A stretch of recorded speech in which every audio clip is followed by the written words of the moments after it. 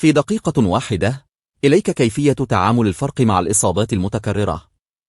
أولاً، نجمة الوقاية. نجمة هي المفتاح.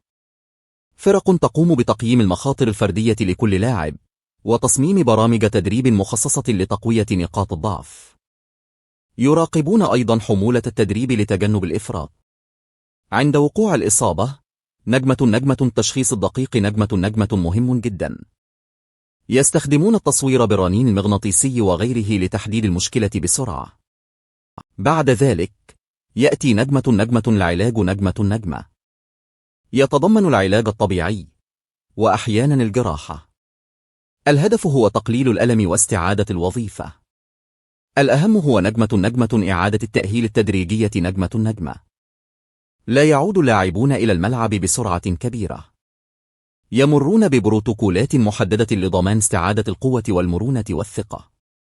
أخيرا، نجمة التحليل المستمر. نجمة تراجع الفرق بيانات الإصابات لتحديد الأنماط والمجالات التي تحتاج إلى تحسين في الوقاية أو العلاج.